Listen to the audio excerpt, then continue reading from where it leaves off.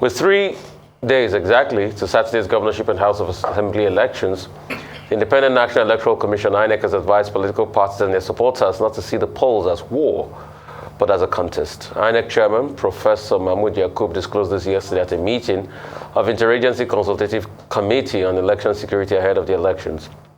The Commission revealed that duly certified copies of Form EC8D and EC8DA have been made available to the legal teams of the People's Democratic Party and All Progressive Congress APC.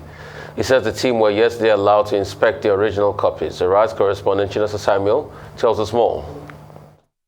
In a few days, Nigerians will once again go to the polls to elect new leaders to oversee their legislative affairs at the state level. 28 out of 36 governorship seats and 993 state assembly seats are up for grabs, and for the electoral body, the task is no small feat. The governorship and state assembly elections this weekend involves more constituencies than the national elections held about 3 weeks ago. There will also be more candidates involved and more collation centers to protect. That forms part of the reason for this meeting between INEC and the Interagency Consultative Committee on Election Security. The main objective is to review the security preparations for the polls and ensure the safety of voters and election officials. For the security agencies, I know a lot has been done. So far, so good. We do not envisage anything that's going to be terrible or apocalyptic in terms of the next few days. Anybody who is itching to undermine this process should please think again. And we're also calling on the political bigwigs, the gladiators, to call their lieutenants to order. The meeting comes just as the Nigerian Police Force says it has arrested 203 persons for various electoral offences and recovered 18 firearms from political thugs during the presidential and National Assembly elections. The National Security Advisor, Babagana Monguno, says there is synergy between security, intelligence and law enforcement agencies to ensure safety for all. He's asking voters to go out and vote for their choices. Those of us in the security agencies will continue to work round the clock. All the crisis centers are open, all the communication systems are also open, and we've been talking with the chairman of INEC. If there's anything that needs to be done, anything that needs to be added, my office is always open, ready and available to give that support. Once again, just as the Inspector General of Police has also directed commissioners of police to ensure that investigations in all cases of violations against the 2022 Electoral Act are concluded and the case files forwarded to INEC for prosecution. It is therefore important for parties and candidates to speak to their agents and supporters to see the elections as a contest and not war.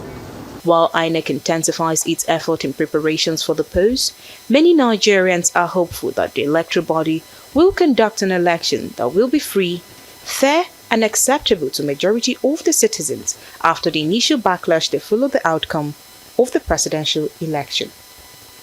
Chinasa Samuel, Arise News. All right, good report there from Chinasa Samuel. Ayo? Yes, absolutely. So again, a few days to the gubernatorial and State House of Assembly elections, we would have meetings like this where security and other election matters would be on the front burner to ensure that the elections on Saturdays are smooth and effective as possible. As one of the things out, the headline states, contest, not war. And let me dial back to what we've seen in this election. Of course, elections are quite emotive and a lot of passion involved. However, these passions should not, or this passion should not lead to violence, or should still ensure that people are able to live together peacefully. On a lighter side, we've seen family members who have even gone against each other because of their stance or who they're supporting. And of course, online, like never before, we've seen surrogates and, as Major General Babagana Monguno retired, says, the gladiators and their lieutenants who have come out to really behave almost badly towards the last elections we had. And so this is a call for Nigerians, the principal actors, and of course their followers and supporters to ensure that they are not at war. Instead, to see this as a contest to electing the best hands to lead and steer the great ship that is Nigeria. Compared to the last election, the presidential elections, they had 470 constituents. So it was just for the seats of the president, office of the president, and the National Assembly. In this case, there are 1,021 constituents, meaning that there are many more players in this election. Therefore, it is a good idea to pick up lessons from the last election, and which we've talked about a number of times, to ensure that we don't have or repeat the same mistakes. Unfortunately, historically, we often don't pick up vital lessons, but we're trusting and hopeful, as the report says, that INEC and the security agencies will handle the elections on Saturday a lot better. Assurances have been given.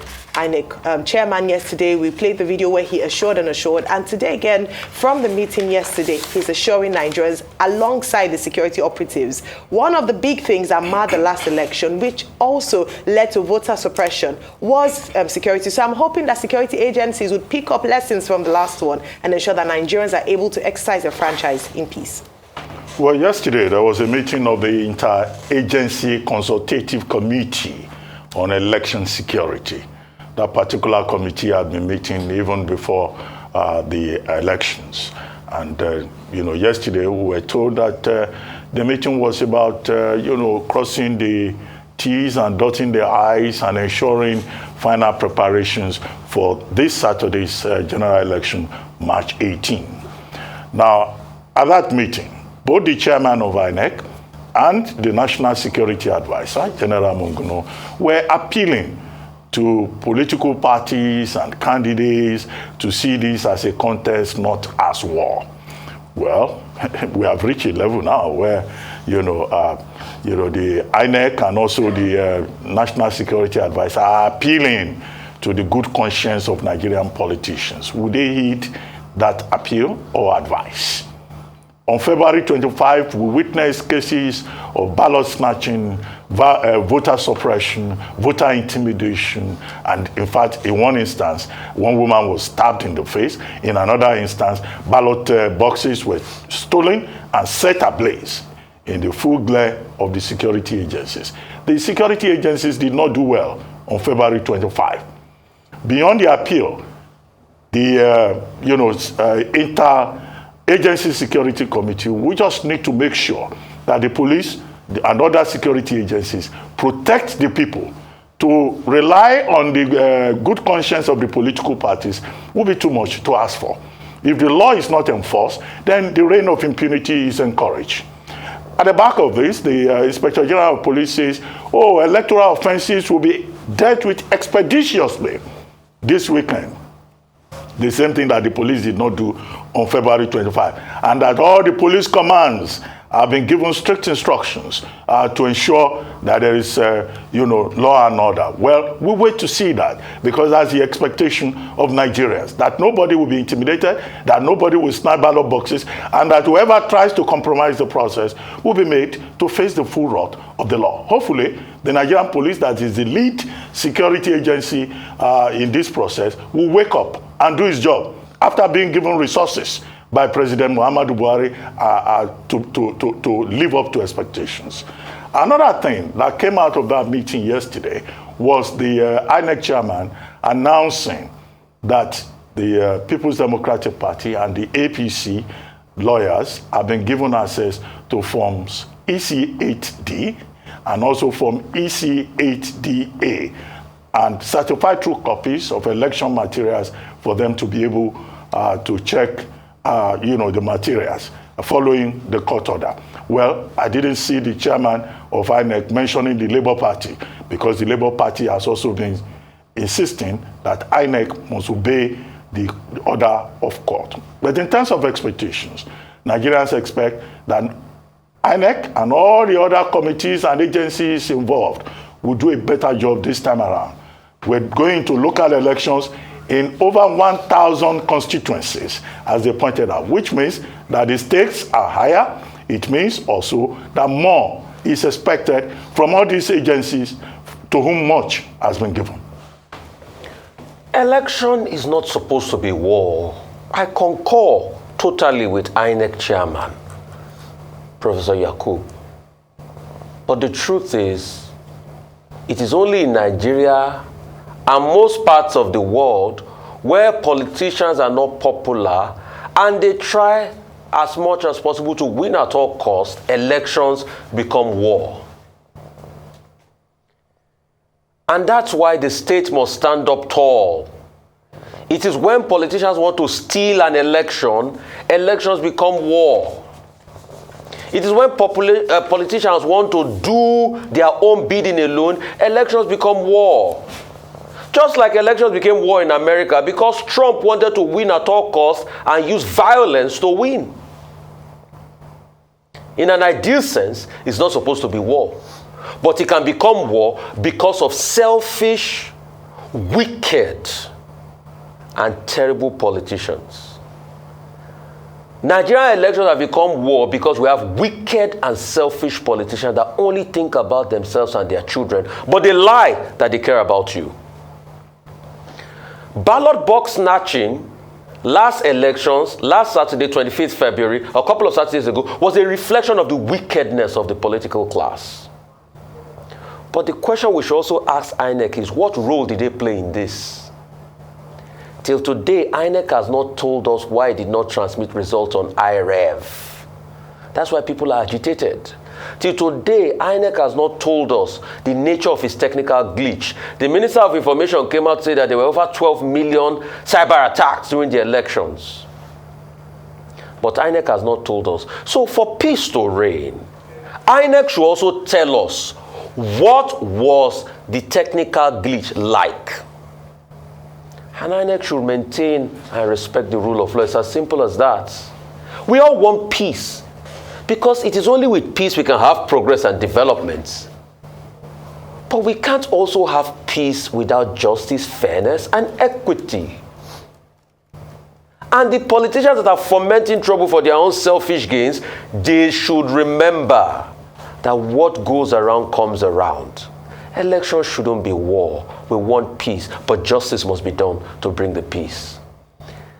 The 5 leading contestants for the seat of governor of Delta State will today lock horns in a debate organized by Rise TV at 7 p.m. The program will run for 2 hours, 30 minutes, and will feature Senator Ovioma Agigi of All Progressive Congress, APC, Chief Great Ovejo Ogboro of All Progressive Grand Alliance, APGA, Dikin Kempela of the Labour Party, Right Honorable Sheriff Oboriwore of the People's Democratic Party, and Chief Kenneth Gbagi of the Social Democratic Party, SDP. The candidates are expected to tell Deltans their various plans regarding Delta's economy, security, education, healthcare, among others. So we've got a debate coming up in Delta State. Tonight. I must say that Arise News is famous, or perhaps popular for staging world-class debates at presidential level, as we saw during the presidential debate, and of course at governorship level. I'm glad that we're doing this in Delta State. And now we see that the people, the Nigerian people, our politics is more intelligent. It has been elevated. People are no longer looking at, oh, not just, oh, this person is this person, or I know this person, I'll vote. They want to listen to your ideas. You would notice that in this cycle of elections, we've had the candidates come up to speak more about their plans, whether they're saying it off by heart or reading from a sheet. They share their plans with the people because people want to know what you have in store for them. Now, the opportunity that a debate like this presents in a state is that Nigerians who, it's almost as if you have a job offer and then you want to interview the candidates who would emerge as the best to then earn your votes as to taking on that role. This is the office of the citizen, and the power is on the office of the citizen to elect whom they feel is best to represent them or perhaps lead that particular state. And that's the brilliant thing that we're having tonight. At tonight's debate, the focus would be around some key issues in the states, in Delta State, for instance, and across states, I would say. Well, we have economy on the table, we have security on the table, we have education, healthcare, and of course, other topics that will be covered tonight during the debate. I'm particularly excited because, as we've seen in the past, it's usually a two-horse race. But as we've said again and again, perhaps that's now the old style of politics in Nigeria, and the new embraces more hats thrown into the ring. And like you said, they're about to slug it out tonight. It will be interesting, informative, insightful, and I hope that we learn a lesson or borrow a leaf from the Lagos example, whereby there were debates where we invited all the candidates. One of the candidates, we didn't attend any of the debates, and now the people are saying that we didn't hear you speak to us, so don't come and ask for a vote. It's becoming a bit more difficult. Of course, that can be remedied, but just to take lessons from this and understand the power and importance of speaking to the people that you want to govern. Looking forward to it. Well, debates are not necessarily, they are not constitutional requirements, but they are conventions that have developed, particularly in our own jurisdiction. But they serve a very important purpose of allowing the electorate to know their customer, know KYC, know the man who is seeking your votes, and to interact with those candidates and to engage them, ask them questions, and assess their capability in terms of the ideas that they are proposing to the people. To that extent, it is good that the 5 leading contestants in the gubernatorial election in Delta State are stepping forward. Uvioma Agege, Great Ogboru, Kempela, Sheriff Oborewori, and Kenneth Gbagi, 5 leading parties. So the people of Delta State will have an opportunity. The debate is scheduled for 7 p.m. this evening on the Arise channel, and it will last for 2 hours, 30 minutes. And I would like to commend those 5 candidates who have stepped forward to say, look, we are confident enough to tell the people of Delta State what we want to do, what we are proposing. And I guess, those 5 leading candidates are out there because none of them is an incumbent. In some other states, the incumbents ran away and said they didn't want to debate with other people for one reason or the other. But I don't think anybody should hold the electorate in contempt. And that's why this debate is important. The second thing, again, of course, is that we just discussed the meeting in Abuja by INEC and other major stakeholders in the election. And the appeal that political parties and candidates should not turn this into war.